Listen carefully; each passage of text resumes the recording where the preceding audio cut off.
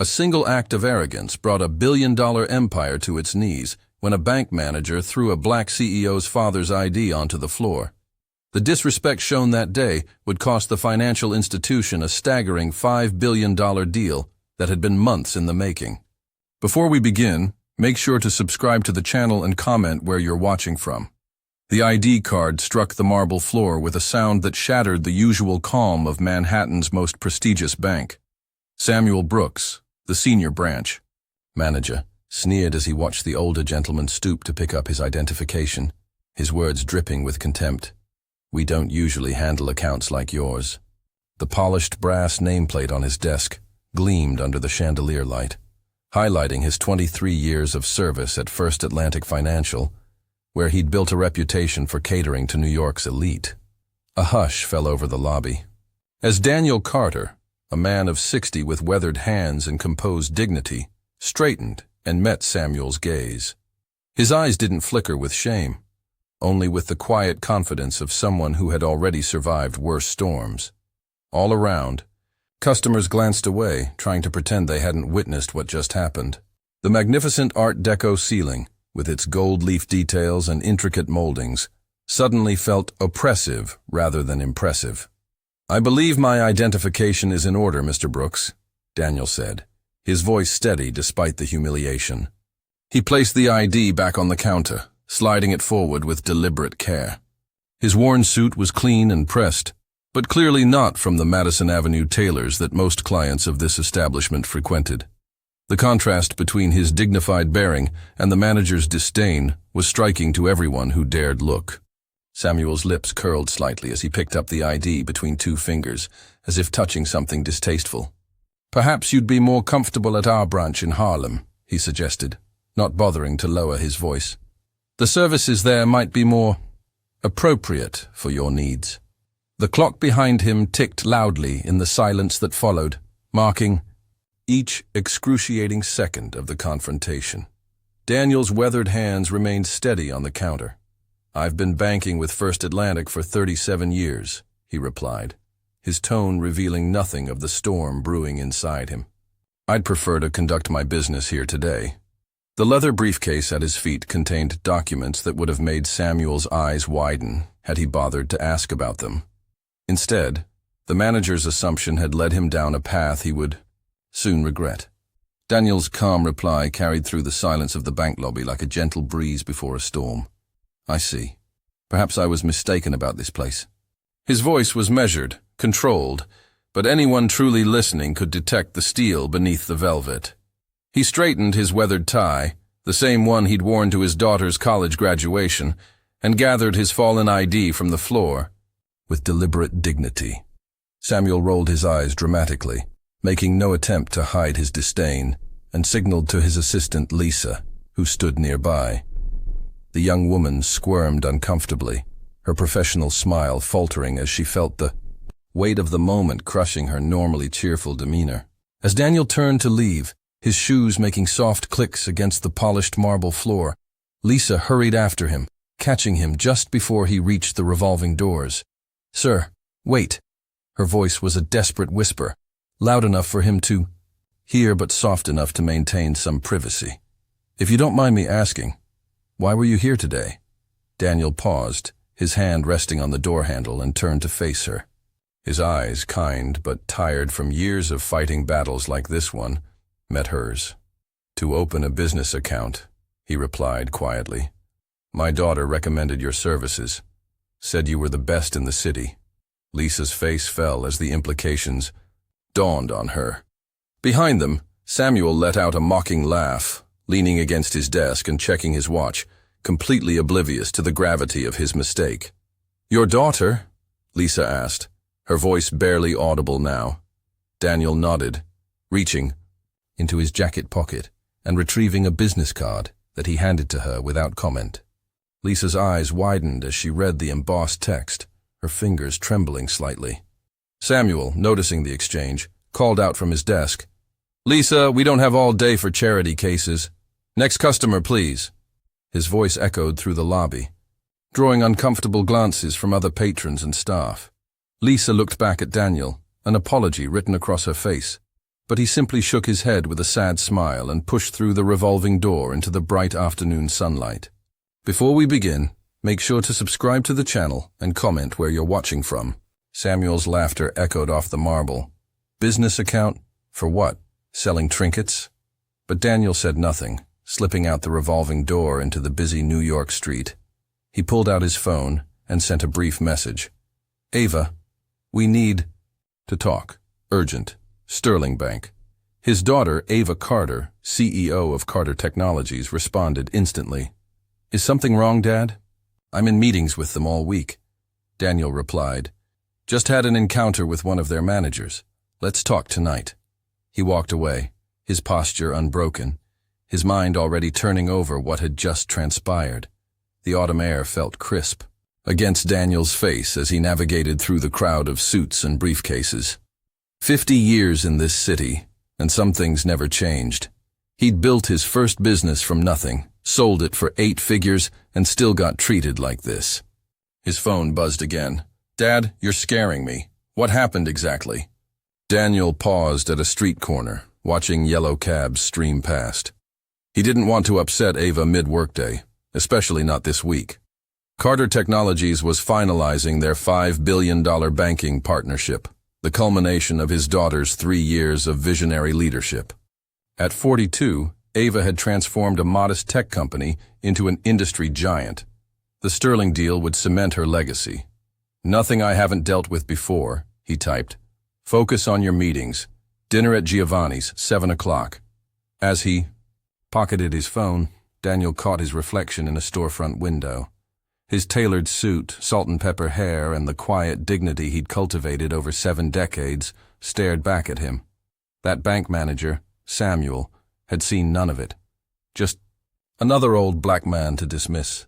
Daniel hailed a cab to his penthouse apartment overlooking Central Park. Inside, he hung his coat methodically and poured himself 2 fingers of bourbon. The liquor burned pleasantly as he settled into his leather chair, gazing at the family. Photos adorning his bookshelf. Ava's graduation from Harvard Business School, her first company acquisition. The 2 of them sailing off Martha's Vineyard last summer. His phone rang. Ava calling despite his reassurances. I stepped out of my meeting, she said, her voice tight with concern. Tell me what happened. Daniel sighed. Sweetheart, it can wait. Dad. He recognized that tone. The same determination that had carried her to the top. I went to open a new business account, he began slowly. The manager there, Samuel Thompson, wasn't particularly accommodating. What does that mean exactly? Ava pressed. Daniel closed his eyes, remembering the contempt in Samuel's eyes, the casual flick of his wrist as his ID clattered to the floor. We'll discuss it tonight, he said firmly. You have more important things to focus on right now. Nothing's more important than family, Ava replied, her voice suddenly cold in a way Daniel recognized, the voice she used when someone had made a terrible mistake. Samuel speared a piece of seared tuna with his fork, waving it dramatically as he recounted the morning's events to his colleagues. So this guy walks in wearing a suit that's seen better days, claiming his son runs some tech company I've never heard of. When I asked for ID, he pulls out this ancient beat-up driver's license that looked like it came from a cereal box. The table erupted in laughter as Samuel continued embellishing the tale, each detail more exaggerated than the last. You should have seen his face when I dropped his ID on the counter, Samuel chuckled, conveniently omitting that he'd actually let it fall to the floor. The audacity of these people thinking they can walk in and waste our time with make-believe businesses and phantom millions. Everyone at the table seemed entertained by the story. Everyone except Lisa, the newest relationship manager. She pushed her salad around her plate, her discomfort growing with each passing moment. Maybe he really did have a company, she suggested quietly, her voice nearly lost amid the continuing laughter. Samuel shot her a dismissive look. Lisa, I've been in banking for 15 years. You can always tell who's real in this business and who's just playing pretend. Trust me, that guy wasn't worth our time. As the words left his mouth, Samuel felt an unexpected twinge of doubt. Something about the encounter kept replaying in his mind.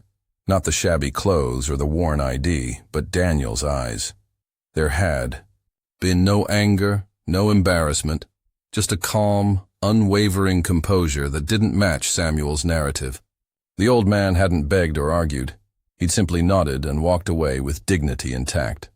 Anyway, Samuel continued, pushing aside his discomfort. Enough about that. Did anyone close any actual deals today? The conversation shifted, but Samuel found himself distracted.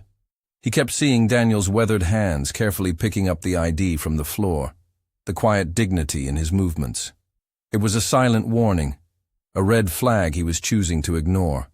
Something about the encounter felt unfinished, like the first rumble of thunder before a storm breaks. But Samuel had been in banking too long to second-guess himself over a feeling. After all, what were the chances he'd ever see that old man again? Daniel sat at the breakfast bar in Ava's sleek downtown apartment, cradling a mug of coffee between his weathered hands. Morning light streamed through floor-to-ceiling windows, illuminating the scattered papers Ava was methodically reviewing. She'd been up since 5, preparing for today's executive meeting, the culmination of 3 years' work. He watched his daughter with quiet pride, her focused expression so reminiscent of her mother's.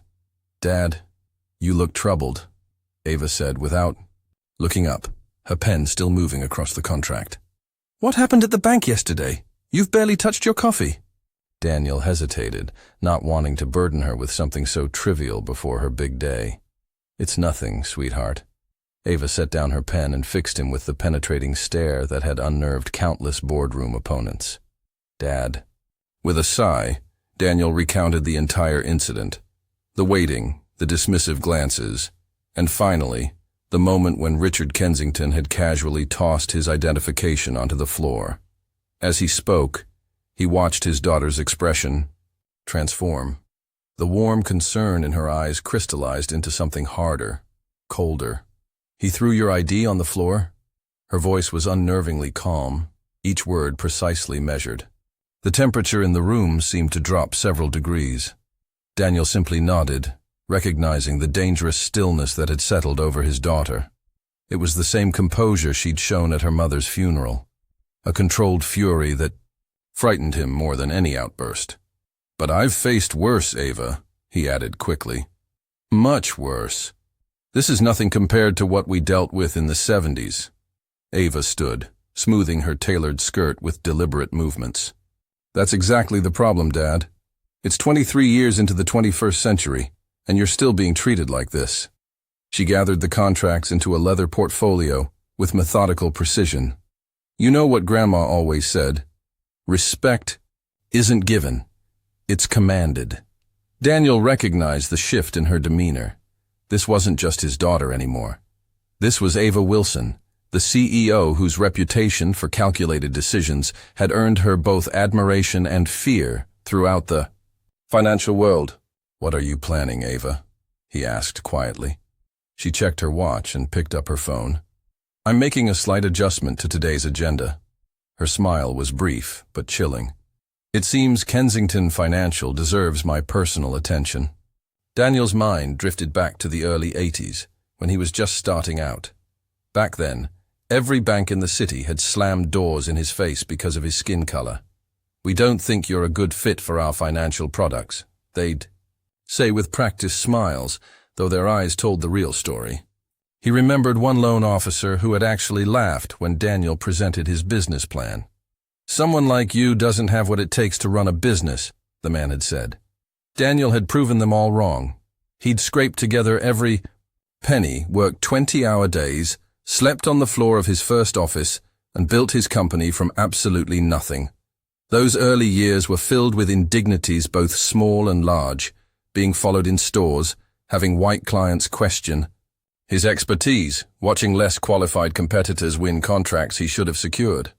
But he'd persevered. When he eventually sold that first business, the sale price had been a fortune most people could only dream about. "You know," Daniel said to Ava, adjusting the sleeve of his modest button-down shirt, the kind you'd find at any department store. Nothing about his appearance suggested he was worth 9 figures.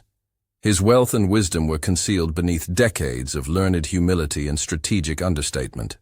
"It was interesting watching how they treated the customers in there, especially given your ongoing negotiations with them." His voice remained calm, but there was a steel edge to it now. Ava's eyes narrowed as she processed what her father was saying. The pieces were falling into place. Her father hadn't just been randomly disrespected, he'd been gathering intelligence, watching how the bank operated when they didn't know who was watching. Her expression hardened as she realized the implications. The bank manager had just humiliated the patriarch of the family whose business could single-handedly transform their quarterly earnings. Let's see how they respond when they realize who exactly they just humiliated, she said, pulling out her phone. The righteous anger bubbling inside her was now tempered with something else, the cold, calculated precision that had made her such a formidable CEO. This wasn't just about her father's dignity anymore. It was about accountability, consequences, and sending a message that would echo through corporate boardrooms across the country. That evening, Samuel leaned back in his ergonomic chair, the glow of his computer screen illuminating his self-satisfied smile as he crafted what he considered a masterpiece of professional wisdom. His fingers danced across the keyboard, composing a LinkedIn post about maintaining exceptional standards in modern banking and how true professionals know when to stand firm. Within minutes, the notifications began rolling in, likes from banking colleagues, supportive comments from fellow managers, and even a bravo from the regional director. Each digital affirmation reinforced his conviction that he'd done the right thing today. Sometimes leadership means making difficult decisions, he typed in response to one comment, completely unaware that his career was teetering on the edge of a precipice he couldn't yet see. Through the glass walls of his office, life continued. As normal, but elsewhere, forces were already in motion that would soon crash through his carefully constructed world. At that exact moment, in a penthouse apartment across town, Ava was hosting a video conference with her executive team. The faces of 5 senior executives filled the screen, each representing a different division of her company.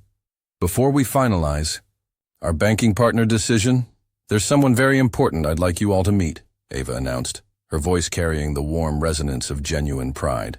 She gestured off camera, and Daniel stepped into view, his silver hair and humble demeanor belying the sharp intelligence in his eyes. "This is my father, Daniel Thompson," she said, as he settled beside her. The executives offered respectful greetings, clearly curious about his presence in this high-level meeting. Daniel nodded politely, speaking little but observing everything. To casual observers, he might have seemed like just a proud father watching his daughter work. But behind his gentle smile, his mind was methodically organizing the pieces of a strategy that would soon change everything. As the meeting progressed, to discussing banking options, Daniel occasionally offered a quiet comment that revealed his deep understanding of financial systems. The executives began directing questions his way, quickly recognizing the wealth of knowledge behind his unassuming presence. Daniel leaned back in his chair, his posture relaxed but his eyes sharp as lasers. The boardroom fell silent as he tapped his Mont Blanc pen against the polished mahogany table. "I'm curious about something," he said, his tone conversational. "What specific policies does Pinnacle have regarding discrimination? Not just the boilerplate stuff on your website, but the actual training and accountability measures." The executives exchanged quick glances before Richard, the chief compliance officer, cleared his throat. "We have a zero-tolerance policy. Mr. Williams, all employees undergo sensitivity training twice yearly." "Interesting," Daniel nodded, flipping through the contract draft. "And how many discrimination complaints has Pinnacle received in the past 3 years? How are they resolved?" The room temperature seemed to drop several degrees. Samuel shifted uncomfortably in his seat, but maintained his practiced smile. "I'd be happy to provide those statistics," Samuel offered smoothly. "Though I assure you any incidents were isolated and addressed promptly." Daniel smiled. "Excellent. I'd like anti-discrimination clauses with specific penalties built directly into our agreement. My legal team will draft the language." "Of course," Samuel agreed quickly, relief washing over his face. "We want you completely comfortable with this partnership." Later that night, Samuel sank into his king-sized bed in his penthouse overlooking the city. The champagne he'd celebrated with earlier still buzzed pleasantly in his system. $5 billion. the largest deal in Pinnacle's history, and he'd be the one to close it. The board would have no choice but to fast-track his CEO ambitions now. He drifted off to sleep with visions of newspaper headlines bearing his name. Across town, Daniel sat at his desk, tie loosened, surrounded by stacks of legal documents. His eyes burned from hours of scrutiny, but he wouldn't stop. Every clause, every footnote, every potential loophole demanded his attention. On his computer screen, a detailed dossier on Samuel Jenkins glowed in the darkness. Next to it, a carefully crafted press statement waited in draft form. Daniel rubbed his tired eyes and checked his watch. 3:15 in the morning. The confrontation he was planning would either cement his legacy or destroy it. Either way, the banking world would never be the same after tomorrow. He took a deep breath and continued his preparations. 3 days after the incident, Daniel stood in front of his bedroom mirror, carefully adjusting the lapels of his only designer suit, a Tom Ford piece he'd purchased 5 years ago after closing his first major contract. It was more than just expensive fabric. It was a symbol of battles won and dignity reclaimed throughout his life. Each time he wore it felt like armor, a reminder that he had overcome worse than what awaited him today. "Are you sure about this?" Ava asked from the doorway, anxiety flickering in her eyes as she watched her father prepare. "Once we cancel, there's no going back. That's half our annual revenue, Dad. The board is already nervous about the quarterly projections." Daniel straightened his cuffs, his reflection showing a man whose resolve had hardened into something unbreakable. His voice remained steady, carrying the weight of 67 years of standing his ground. "Money can be regained, Ava. Dignity, once lost, is far harder to restore. Some lessons need to be taught, regardless of the cost." Ava nodded slowly, understanding flowing between them. Within the hour, they were seated in the company's main conference room, alongside Patricia Winters, their chief legal counsel. The three of them methodically combed through the contract documents, page by page, searching for the specific clause Daniel remembered insisting upon during the initial negotiations, the one that would set their plan in motion without triggering. "Penalties." "Here," Patricia said finally, her manicured finger pointing to Section 23, subsection C. "Termination for cause includes demonstrated patterns of discriminatory behavior by any party or its representatives. It's broad. Enough that the incident at First Capital would qualify, especially with the security footage as evidence." Daniel read the clause twice, feeling a strange mixture of vindication and sadness. He hadn't included that language expecting to use it against First Capital specifically. He'd insisted on it for all contracts after experiencing discrimination early in his career. Now, ironically, it would be the very tool that severed ties with the bank that had humiliated him. "So we can walk away clean," Ava confirmed, her business mind already calculating next steps, while her heart remained firmly with her father. "Yes," Patricia replied, "but they won't go down without a fight. Are you absolutely certain this is the direction you want to take?" The legal team worked through the night, poring over the contract's fine print. By morning, exhausted but triumphant, they found exactly what they needed: a morality clause buried on page 73 that allowed for immediate termination of the partnership in the event of discriminatory practices by either party. Michael Reed, their silver-haired attorney who'd been with the firm for 27 years, removed his reading glasses and rubbed his tired eyes. "This is promising, but we need concrete evidence," Michael cautioned, his voice carrying the weight of decades in courtrooms. "The burden of proof will be on us, and First National won't go down without a fight." Daniel nodded, reaching into his briefcase. Without a word, he slid a thick manila folder across the polished conference table. "I've been preparing this longer than you might think." Michael opened the folder and his eyebrows shot up. Inside were dozens of meticulously organized screenshots of Samuel Wilson's social media accounts spanning 5 years, posts, comments, and private group memberships that revealed a pattern. Nothing overtly racist, but unmistakable dog whistles, coded language, and subtle prejudice that painted a damning picture when viewed collectively. "Good Lord," Michael whispered, flipping through page after page. The timestamps, The context. This is extraordinarily thorough. Where did you get all this? Daniel's expression remained neutral, but his eyes held years of quiet observation. You learn to collect receipts when you've spent a lifetime being underestimated, he replied, simply. My father taught me that. Document everything, because your word alone will never be enough. Michael nodded slowly, understanding the unspoken history behind Daniel's words. This changes everything. With your father's testimony about the incident, and this documentation establishing a pattern of behavior, he gathered the papers, squaring them precisely. We can not only terminate the deal, but potentially pursue damages for breach of contract and violation of anti-discrimination statutes. Daniel leaned back in his chair, feeling a weight lift from his shoulders. For the first time since the incident, he allowed himself a small smile. The path forward was clear now, not just an emotional response, but a calculated business decision backed by legal standing.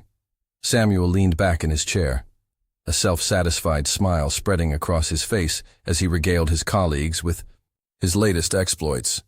You should have seen this guy yesterday. Wrinkled suit, scuffed shoes, claimed he ran some tech startup. He chuckled, swirling his coffee. I made sure he understood banks like ours have standards. Sent him packing within 5 minutes. The other managers nodded appreciatively, except for Lisa, who shifted uncomfortably in her seat. She'd been watching Samuel's behavior with growing concern over the past few weeks. The way he'd been screening clients seemed less about proper banking protocol and more about personal prejudice. Don't you think we might be getting too selective? Lisa finally asked, her voice quiet but firm. We've turned away several potentially valuable clients recently. Samuel waved his hand dismissively. Trust me, I can spot trouble from a mile away. 20 years in banking gives you a sixth sense about these things. He tapped his temple, knowingly. Better safe than sorry. Besides, our numbers are fine.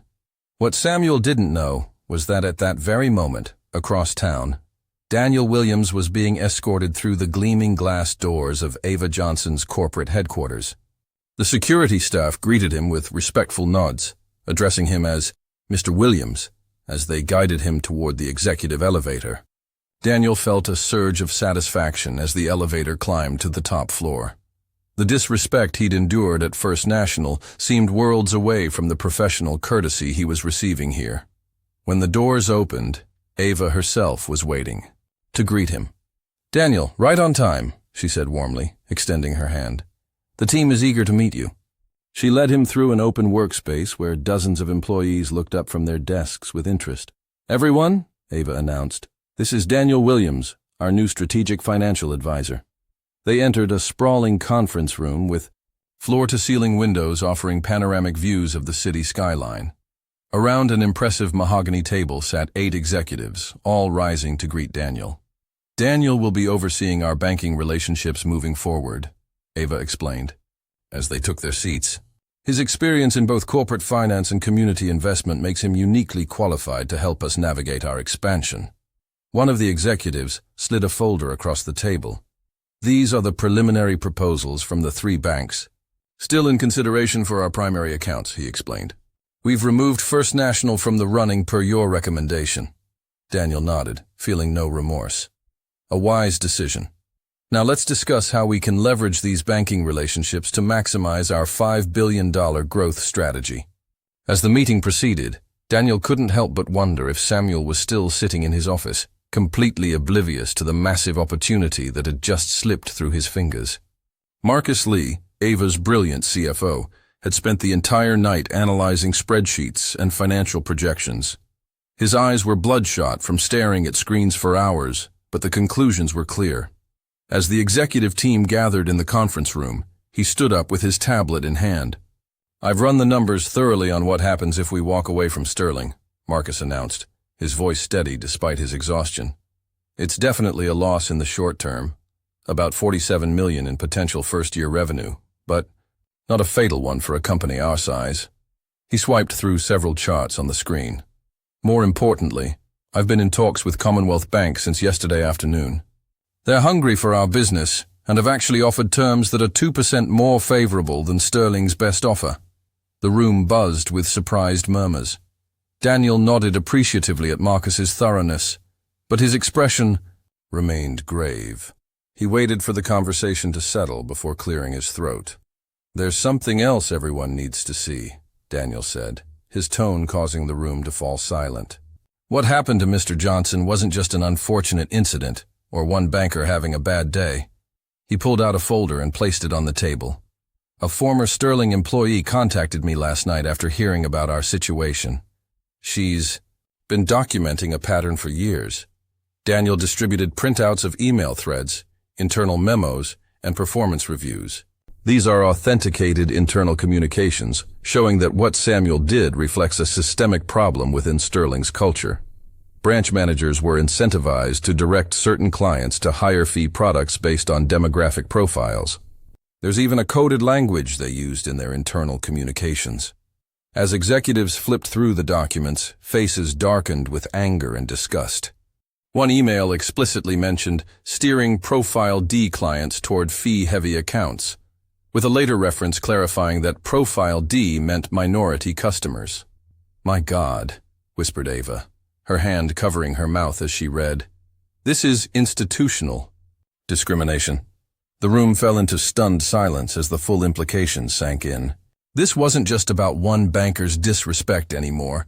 It was about an entire system designed to exploit the very communities Ava had built her company to serve. "Dad, are you sure you want to do this?" Ava asked, her voice soft but steady as she looked at her father across the conference table. The evidence they had gathered was damning. The security footage, the witness statements, the pattern of discriminatory practices that Samuel had either enabled or directly participated in. It would be easy to leak it all, to watch Sterling Bank's reputation crumble in real time on social media. Daniel looked at the documents spread before him, then at the faces of his daughter's executive team. Each of them understood what was at stake. This wasn't just about one humiliating incident anymore. It was about systems of power, about who got to determine another person's worth with a casual gesture. "He needs to learn that dignity is priceless," Daniel replied, his resolve unshakable. His fingers traced the edge of the termination papers they had drafted. "But this isn't about revenge. It's about consequences." Ava nodded, understanding perfectly. They wouldn't be releasing anything to the press, not yet. The information would serve as leverage, a silent threat that would hang over the negotiations like a sword. Maximum strategic impact with minimum public drama. "We'll approach the board directly," she confirmed. "Present them with the choice between a clean break with Samuel or a very messy public battle they can't possibly win." The team worked late into the evening, refining their approach, preparing contingencies for every possible response. They were methodical, professional, the very image of the business excellence that Sterling had failed to recognize in them. Across town, Samuel Turner slept soundly in his large suburban home. His dreams were filled with corner offices and executive retreats, with the praise of his superiors and the envy of his peers. In his mind, the incident with Daniel Williams was already fading. Just another day at the bank, just another customer who needed to be put in his place. He had no idea that Daniel had already spoken with 3 board members, that his reputation was being quietly dismantled in the places that mattered most. He couldn't know that his assistant had provided years of emails documenting his behavior, or that the bank's diversity officer had been keeping a separate file on complaints that never seemed to make it up the chain. By midnight, Daniel had finalized the termination documents with his legal team. They were elegant in their simplicity, offering Samuel a choice between resignation with a modest severance or a very public legal battle that would expose every questionable decision he'd ever made. The stage was set for a reckoning that would echo through the marble halls of Sterling Bank. Come morning, the power dynamic Samuel had taken for granted would be irreversibly altered. And he would learn, perhaps for the first time, what it felt like to be the one whose dignity was on the line. The next morning, Samuel strutted into Sterling Financial with an unusual spring in his step. He had received a cryptic note late yesterday about an urgent meeting with strategic partners, and in his mind, there could be only one explanation. The promotion he'd been angling for was finally happening. The executive suite would soon be his. He even wore his lucky tie, the navy silk one with tiny gold diamonds that cost more than most people's monthly rent. "Lisa, prepare my best coffee service," he ordered as he breezed past his assistant's desk. "The Jamaican blue mountain beans, not the regular stuff, and use the Wedgwood china." He didn't wait for her acknowledgement before disappearing into his office, already rehearsing his acceptance speech in the mirror behind his door. The way Samuel saw it, he had earned this moment through years of ruthless dedication to the bottom line. For nearly an hour, he arranged and rearranged items on his desk, positioning his industry awards for maximum visibility. At 9:45, a soft knock interrupted his self-congratulatory thoughts. Lisa appeared in the doorway, her face unnaturally pale, clutching her tablet like a shield. "Samuel," she began, her voice barely above a whisper, "the Carter family is here for the big meeting." She swallowed hard. "They're waiting in the main conference room with the board." "Carter family?" Samuel repeated, the name triggering an uncomfortable twinge of recognition. "What Carter family?" "Dominion Investments," Lisa stammered. "The $5 billion deal. Mr. Carter and his father are both here." Samuel's stomach plummeted as realization dawned. The man from the lobby, the one whose ID he'd tossed on the floor, the one he'd dismissed as unworthy of his time, was connected to Dominion. His mind raced through the possibilities, desperately hoping there might be multiple Carters in the financial world. But as Lisa handed him the meeting brief with trembling hands, his worst fears were confirmed. The photograph staring back at him was unmistakable. Marcus Carter, CEO of Dominion Investments, accompanied by his father, retired Judge William Carter, the same man whose dignity Samuel had trampled just days before. When Samuel entered the boardroom, his heart nearly stopped. Daniel Carter sat at the head of the massive mahogany table, his posture relaxed, yet commanding. Flanking him were Ava and Marcus, both wearing expressions that could freeze hellfire. The tension in the room was so thick, Samuel felt he might choke on it. He'd spent the entire elevator ride rehearsing apologies, but now his mouth had gone desert dry. "Mr. Brooks," Ava's voice cut through the silence with glacial precision. "I believe you remember my father." Her eyes never left his face, studying his reaction like a scientist observing a particularly disappointing specimen. "Ms. Carter, Mr. Carter, I can explain," Samuel stammered, his practiced speech dissolving into incoherent fragments. "There was a misunderstanding and I—" "Interesting," Daniel interrupted, his deep voice calm yet somehow more terrifying than if he'd shouted. "I was under the impression that all clients received equal respect at Pinnacle Financial, regardless of their appearance." He straightened his immaculate tie, a gesture that seemed to underscore the vast difference in their positions now. The boardroom door burst open as Jonathan Pierce, the regional director, hurried in. His normally composed demeanor had crumbled. Sweat beaded his forehead, despite the aggressive air conditioning. "Ms. Carter, Mr. Carter," he said, slightly out of breath. "I sincerely apologize for any inconvenience you've experienced today. Samuel, please step outside so we can—" "Actually," Ava interjected, raising one perfectly manicured hand, "we'd like Mr. Brooks to stay." Her smile didn't reach her eyes. "He's helped us make a crucial decision today." Samuel felt his knees weaken. The regional director looked between them, confusion evident on his face. Marcus, who had remained silent until now, leaned forward slightly, his gaze boring into Samuel.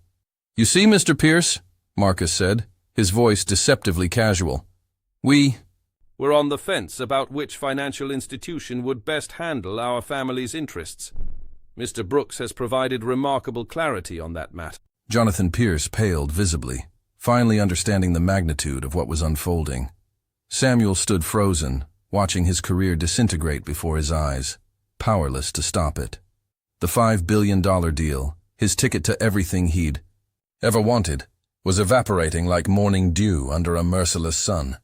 Samuel's confidence evaporated like morning dew under a scorching sun. His smug expression faltered as Ava methodically slid a thick manila folder across the polished conference table. The folder landed with a soft thud that somehow echoed like thunder in the silent room. She flipped it open, revealing page after page of screenshots, printouts, and email transcripts, all bearing Samuel's name or online handles. "This evidence shows a pattern, not a mistake," Ava said coldly, her voice devoid of the warmth it had carried just hours earlier.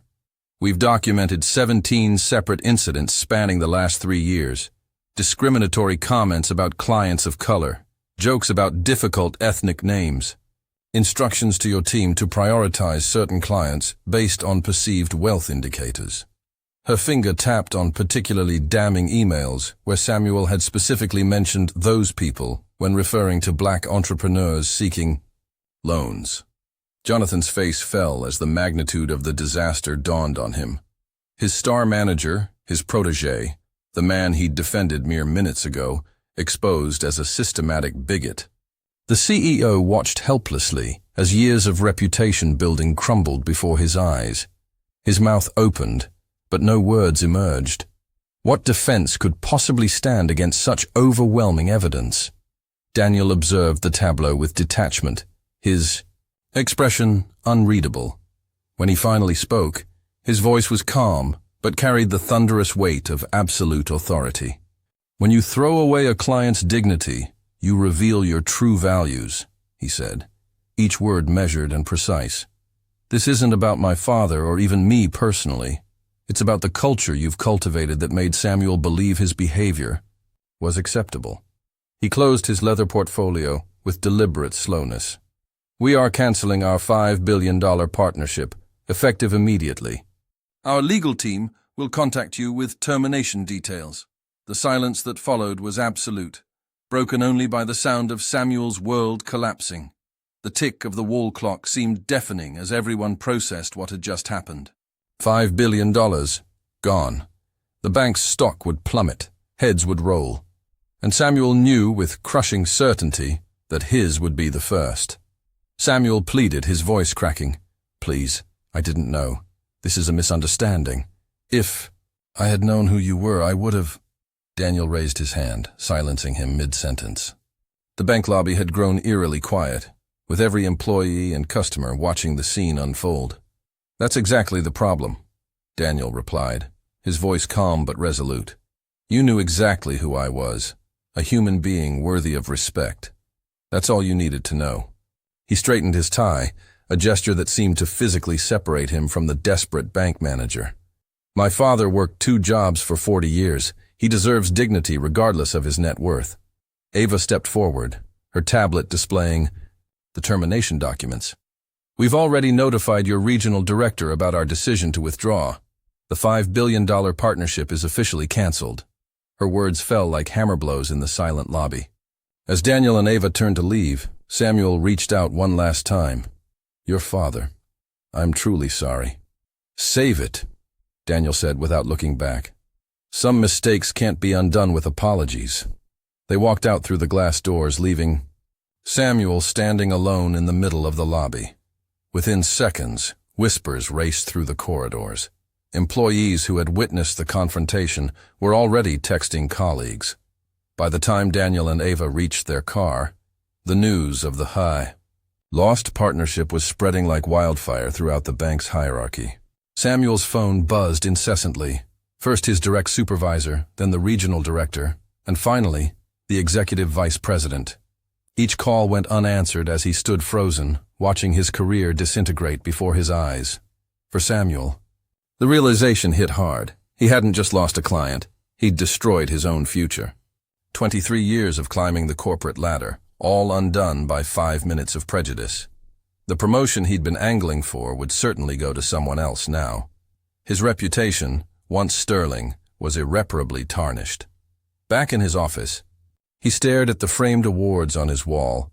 Manager of the Year, Excellence in Client Relations, accolades that now seemed to mock him. Through his open door, he could see his colleagues avoiding eye contact, their hushed conversations, stopping whenever he looked their way.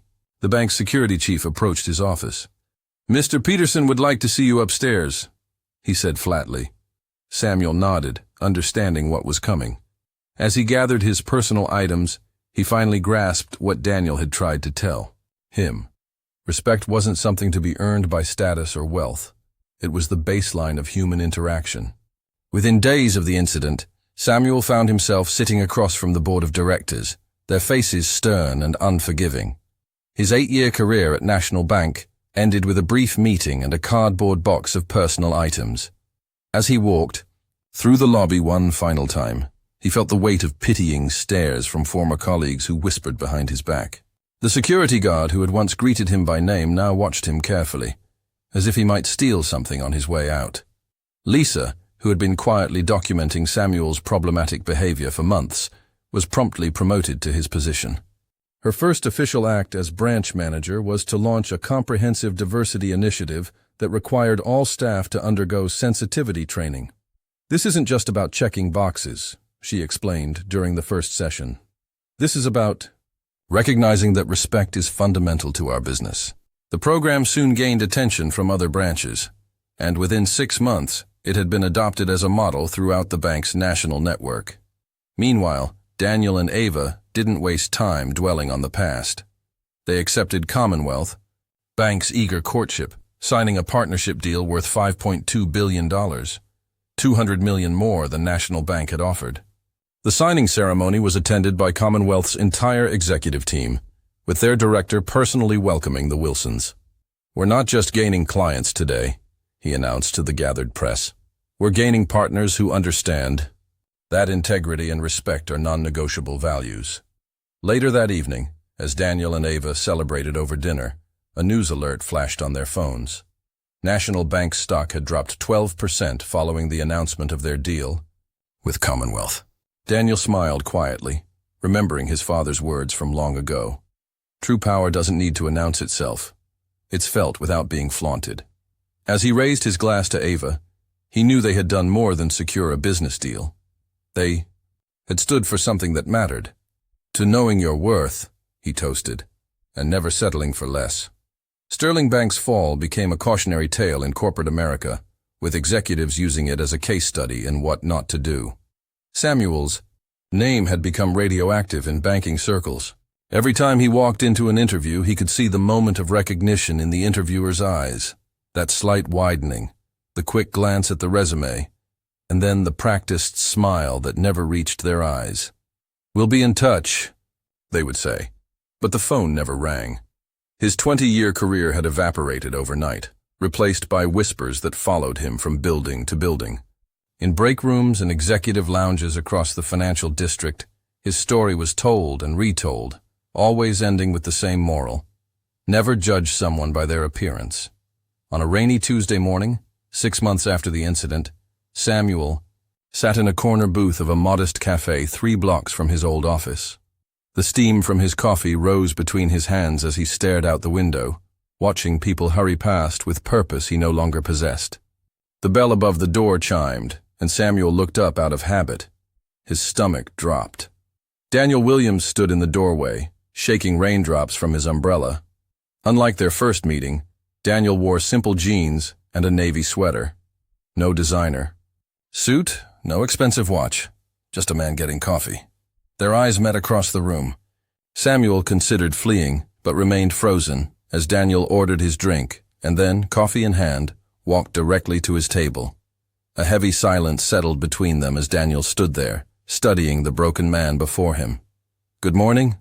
"Samuel, how's the job search?" Daniel's voice carried no malice, just genuine curiosity.